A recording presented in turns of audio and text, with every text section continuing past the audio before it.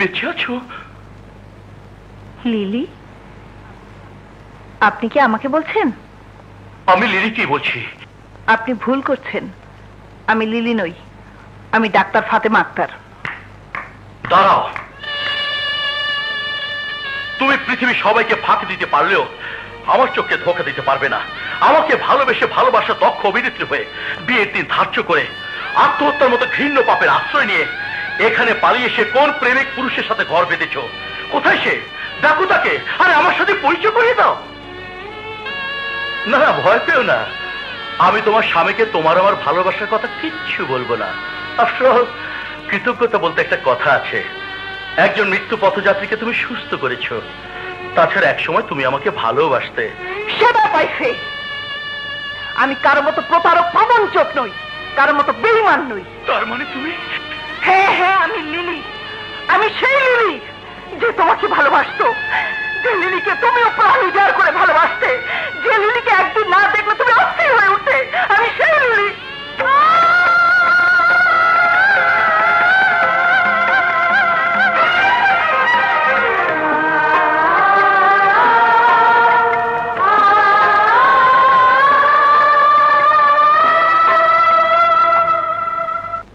ডুবে ডুবে এত দূর, অথচ আমাকে জানাওনি। জুলি, হ্যাঁ এখন তো ধমকাবেই, কিন্তু আমিও ছাড়বো না দুলা ভাইকে। একবার পেলে তখন বোঝাবো মজা। কি বোঝাবি? ওই কি বোঝাবি? আমার বোনের সাথে লুকিয়ে লুকিয়ে প্রেম করার মজা। জুলি, ভালো হচ্ছে না কিন্তু। হবে হবে, আগামী শুক্রবার দিন সব ভালো শেষ হবে। মানে মানে তোমার সাথে তোমার প্রেমিক পুরুষ রাজু সাহেবের বিয়ে হবে। সত্যি? হ্যালো, হ্যাঁ বলছি। কি বললেন? পেশেন্টের সিরিয়াস অবস্থা? কোনো ডাক্তার নেই? ঠিক আছে, আমি আসছি। বাবা, আমি একটু হাসপাতাল থেকে আসছি। কিন্তু আজকের দিনে আমি যাবো আর আসবো।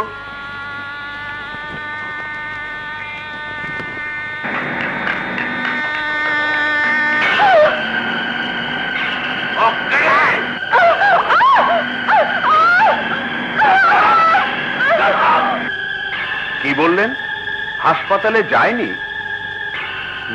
তাহলে গেল কোথায়?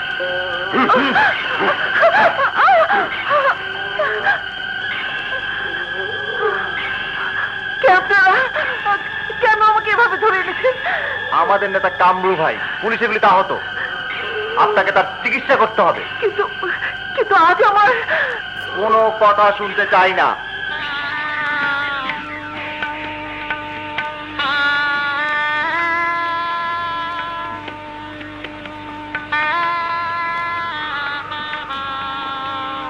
সফি, আমি আর ভাবতে পারছি না সফি। দুলা ভাই, সমস্যার সমাধানের উপায় একটা কি? জুলি। জুলি? বাবা, এসব তোমরা কি বলছো? মা জুলি, আমরা নিরুপায়। বরপক্ষ সবকিছু জানতে পারলে এ বংশের মান সম্মান ধুলোয় মিশে যাবে। এখন একমাত্র তুই পারিস এ বংশের মান সম্মান রক্ষা করতে। না বাবা না, এ হয় না, হতে পারে না। আপা রাজুকে ভালোবাসে, রাজু আপাকে ভালোবাসে। জুলি, না না, আমার পক্ষে সম্ভব নয়। তোমরা চিন্তা করো না, আপা নিশ্চয়ই ফিরে আসবে। জুলি, পরযাত্রীরা যদি জানতে পারে লিলি নেই, তাহলে পরিস্থিতি কি হবে একবার ভেবে দেখ। তোর বাবার কি অবস্থা হবে ভেবে দেখ। লিলি বাড়িতে নেই জানার পর লিলি ফিরে আসলে বরপক্ষ লিলিকে গ্রহণ করবে, তার কি নিশ্চয়তা আছে? মারে মারে, রাজি হয়ে যা। আজ থেকে সবাই জানবে তুই হচ্ছিস লিলি, আর লিলি ফিরে এলে হবে জুলি। অসম্ভব, এ হতে পারে না বাবা। জুলি, তুই এই মুহূর্তে রাজি না হলে আমাকে বিষ খেয়ে আত্মহত্যা করতে হবে। বাবা, পিতা হয়ে আমি তোর পায়ে পড়ছি মা। বাবা, বাবা, এ তুমি কি করছো?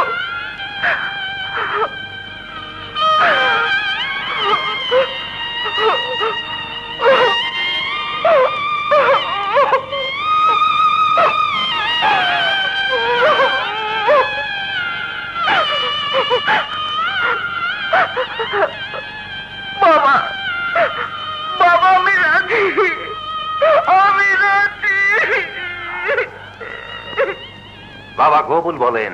কবুল। আলহামদুলিল্লাহ।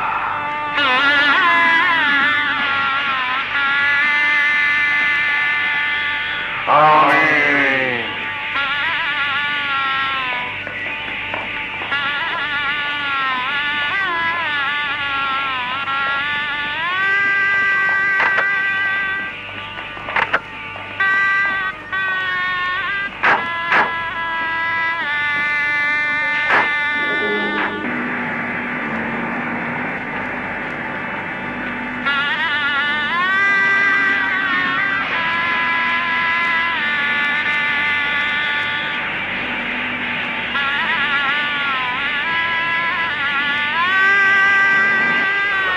থামো থামো।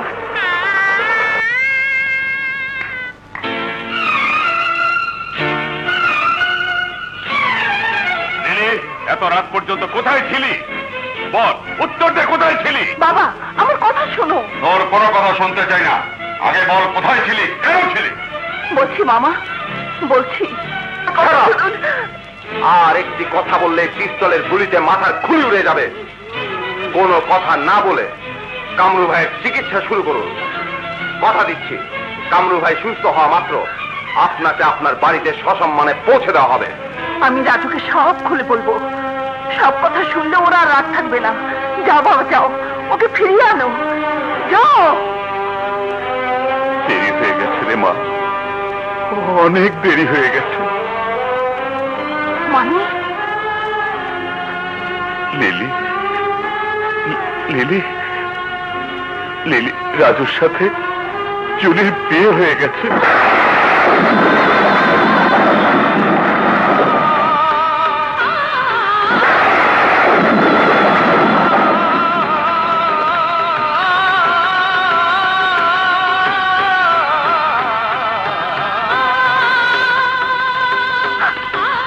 লিলি, কোথায় যাচ্ছিস লিলি? আত্মহত্যা করতে। লিলি, হ্যাঁ হ্যাঁ, আত্মহত্যা করতে। কি হবে এই জীবন থেকে? আমার তো সব শেষ। আমার সুখ, শান্তি, হাসি, আনন্দ, প্রেম, ভালোবাসা সবকিছু কেড়ে নিয়ে পিতা হয়ে সন্তানের গলা টিপে হত্যা করেছো তুমি। হত্যা করেছো। আমি আর বাঁচতে চাই না বাবা, আমি বাঁচতে চাই না। আমি আর বাঁচতে চাই না। Lily, lily, lily! সফি, লিলিকে ফিরিয়ে আনো, লিলিকে ফিরিয়ে আনো, সফি, ফিরিয়ে আনো। কিন্তু মরতে পারিনি।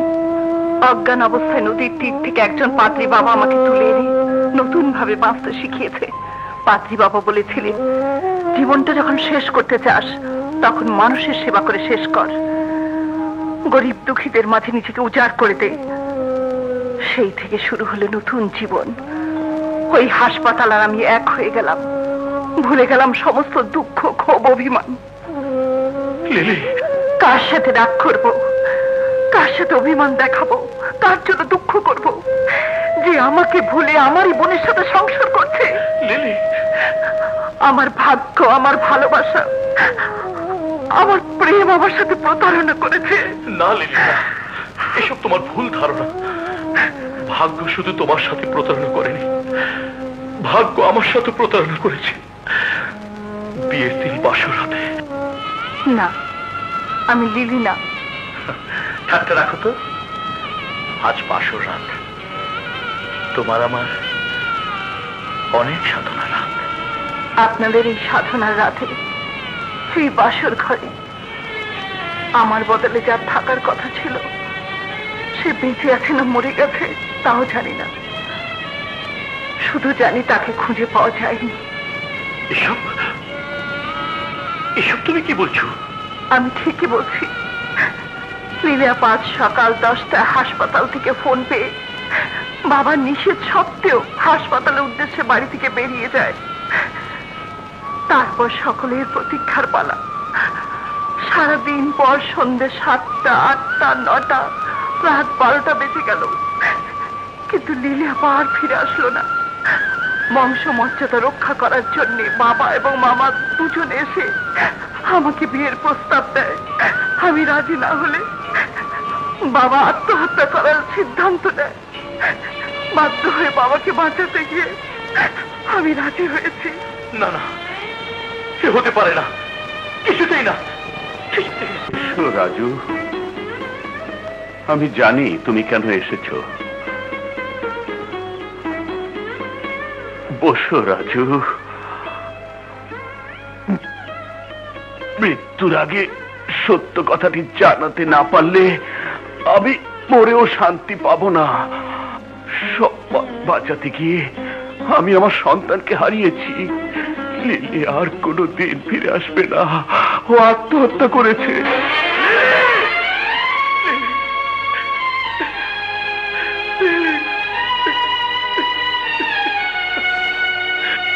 আমার সময় ফুরিয়ে এসেছে বাবা। আমাকে তুমি কথা দাও রাজু। জুলিকে স্ত্রী হিসাবে তুমি তোমার অন্তরে ঠাঁই দেবে, ওকে সুখী করবে। কথা দাও রাজু, কথা দাও, কথা দাও, কথা দাও,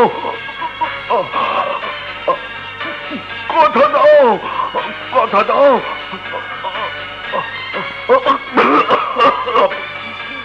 আমি কথা দিলাম বাবা, কথা দিলাম বাবা, বাবা, বাবা, বাবা, বাবা, বাবা।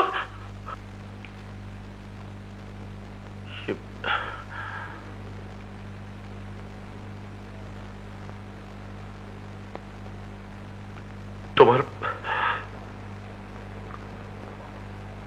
তোমার বাবা নেই? না না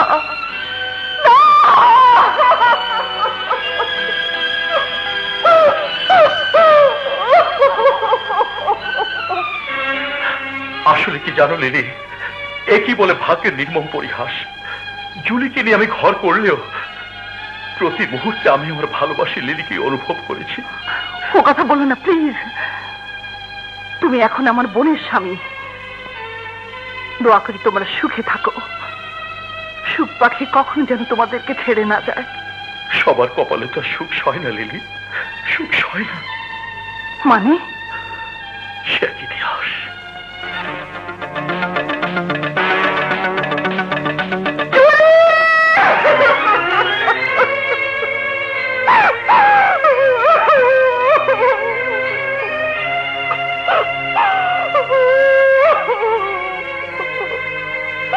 এখানে শেষ নয় লিলি।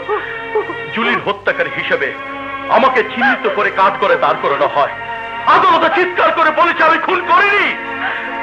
বিশ্বাস করিনি কারণ আদালতের সাক্ষী আর প্রমাণ যা আমার ছিল না। রাজু, তোমার মামা শফি মান্দার জাফর চৌধুরীর সাথে ষড়যন্ত্র করে মিথ্যে সাক্ষী দিয়ে আমাকে বানিয়েছে খুনি। খুনি। বিচারকেরা আমার হয়ে যায় ফাঁসির আদেশ। মিথ্যে অপবাদের জ্বালা সহ্য করতে না পারার যন্ত্রণা নিষ্পাপ সম্পর্ক মুখখানা আমাকে জেল থেকে পালাতে বাধ্য করে। সিদ্ধান্ত নেই যারা আমার স্ত্রীকে হত্যা করেছে, আমাকে বানিয়েছে স্ত্রী হত্যা ঘাতক, তাদের হত্যা করে ফাঁসির তরি আমি গলায় করব। জেল থেকে পালিয়ে ছুটে যায় শয়তান শফি মান্দারের বাড়িতে। শফি মান্দারকে না পেয়ে নিয়ে আসে আমার বেশম্পাকে। কোথায় কোথায় এখন শম্পা? তোমার মামাতো ভাই রনিতাকে নিয়ে গেছে। কিন্তু লিলি, ওই পাপির বাড়িতে আমার সম্পর্কে আমি রাখবো না। প্রয়োজনে প্রয়োজনে আমার মেয়েকে আমি এতিমখানে রাখবো। এতিমখানে কেন? এই জন্য যে একজন পাপির বাড়িতে আমার সন্তান থাকতে পারে না। শম্পাকে আমার কাছে এনে দাও। লিলি, কেন? আমি কি তোমার মেয়েকে লালন পালন করতে পারবো না? কিন্তু কিন্তু তোমার স্বামী সন্তান। রাজু, মানুষের জীবনে প্রেম ভালোবাসা একবারই আসে। আমার স্বপ্ন পুরুষ তো একজনই, তাকে পাইনি বলে তার ভালোবাসা অন্য কাউকে দেব তা কি করে ভাবলে? তোমার কাছে সম্পর্কে রেখে মৃত্যু হলে আমার কোনো দুঃখ নেই। বেশ, তাহলে শম্পাকে আমার কাছে এনে দাও।